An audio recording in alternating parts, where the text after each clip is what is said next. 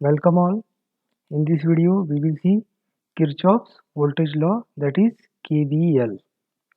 The statement is for any loop. So this is one loop. This is one loop. The algebraic sum of branch voltages. So this is one branch, this is second branch, third branch, fourth branch. The algebraic sum of branch voltages around the loop is 0.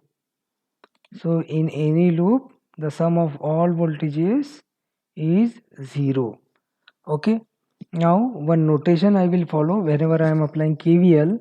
The notation is that if I am going from minus to plus, I will take that voltage as it is. But if I am going from plus to minus, I will take that voltage with negative sign. I will repeat, if I am going from minus to plus, whenever I am applying KVL, suppose in this direction I am applying the KVL, this is my loop direction. Then if I am going from minus to plus, I will take that voltage as it is. But if I am going from plus to minus, then I will take that voltage with negative sign. And whenever current enters, because this is a voltage source and only one voltage source is present, so definitely current is entering in the resistor. So polarity of voltage is plus to minus. Then same here, as current is entering in the inductor, so polarity of voltage is plus to minus. Again inside capacitor current is entering, so polarity of voltage is plus to minus. Okay. So let us consider that voltage across resistor is VR, voltage across inductor is VL, and voltage across capacitor is VC. Now apply the KVL. So as I am going from minus to plus, so I will take that voltage with same sign, so that is V. Now I am going from plus to minus, so I will take that voltage with negative sign. Then voltage across inductor plus to minus, so take that voltage with negative sign. Then voltage across capacitor is, the polarity is plus to minus, so take that voltage with negative sign, equal to 0. Loop is completed and the algebraic sum answer is 0. That is our V equal to VR plus VL plus VC, because all these negative terms will go to that side. That's why. Now one note for you. The first note is that the KVL is independent of the nature of the element.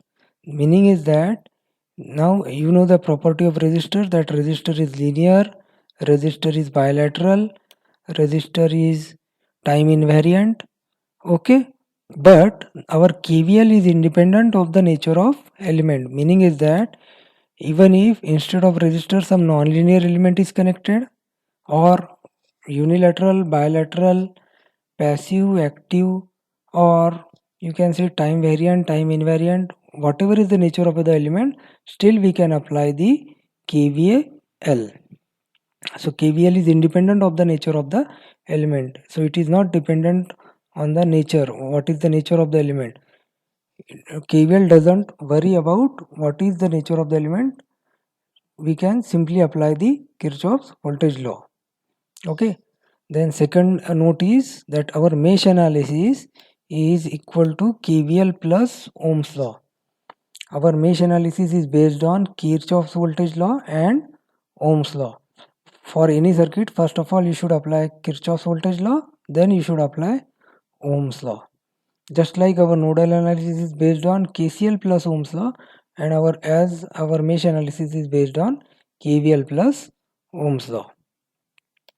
Now just let's look at this numerical. So one 10 volt source is there, 3 ohm resistor, 2 ohm resistor is there. So definitely as only one source is present, so current will flow in this direction. So current is entering in the resistor, and they have marked the polarity of voltage also as V1. Same current will flow through this 2 ohm resistor, that means this 3 ohm and 2 ohm are in series, and current is entering in the resistor, so plus to minus. Okay. Now we have already learned voltage division rule. So according to voltage division rule, what is value of V1? Same resistance, that is 3, divided by total resistance 3 plus 2 5 into battery voltage. Battery is 10 volt. So 3 by 5 into 10, the answer is 6 volt. Similarly, you can find out the value of V2 by using voltage division rule. Same resistance, that is 2 divided by total resistance, that is 5 into 10. So answer is 4 volt. Now we have to check whether KVL is satisfied or not. So again we will consider this loop and we will apply the KVL. So minus to plus, so I will take 10 volt as it is. Then plus to minus, so I will take minus V1. Plus to minus, so I will take minus V2 equal to 0. So 10 minus V1 value is 6, V2 value is 4. So 10 minus 6 minus 4, and that is nothing but 0. That means our KVL is satisfied. For any circuit, KVL must be satisfied. If we are having any loop, then this Kirchhoff's voltage law will be satisfied 100%. Okay, now let's look at one more example. So one 5 volt source is there, 2 ohm resistor is there, and 1 ampere current source is there. Now the current direction of current is like this. So definitely current is entering in this 2 ohm resistor in this direction. So plus to minus. So this is as the current is entering in this direction. So plus to minus. Now what is the voltage across this 2 ohm resistor? P equal to IR, Ohm's law. So I is 1 ampere, resistance is 2. So the voltage across this 2 ohm resistor is 2 volt. Now apply the KVL here. So minus to plus, so 5 as it is. Then as this is the polarity, minus plus, because current is entering in this direction in the resistor. Okay, so minus to plus, so 5 volt. Minus to plus, value of voltage is 2 volt. Then plus to minus, that's why minus Vx equal to 0. So 5 plus 2 is 7, minus Vx equal to 0, that is Vx equal to 7 volt. Now let's look at one more example. So in this circuit, two loops are given, two loops are present, and we have to determine the value of V1 and V2. So let's apply KVL in the first loop, in loop number 1.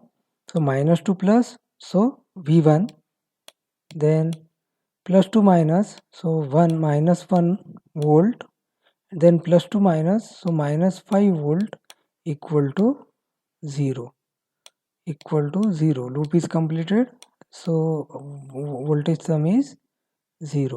Therefore V1 minus 1 minus 5 equal to 0, that is V1 minus 6 equal to 0, that is V1 equal to 6 volt. Now apply KVL in this loop. So minus to plus, so 5 volt, plus to minus, so 5 minus 2 minus V2, because plus to minus, the direction is plus to minus. So 5 minus 2 minus V2 equal to 0. Why minus 2 I have taken? Because plus to minus, I am going in this direction, plus to minus. Why minus V2 I have taken? Because I am going from plus to minus. So 5 minus 2 minus V2 equal to 0, that is minus V2 equal to minus 3, that is V2 equal to 3 volt. So just one quick revision. So KVL is applied in the loop. Then if I am going from minus to plus, I will take that voltage as it is. If I am going from plus to minus, I will take that voltage with negative sign. Okay, thank you.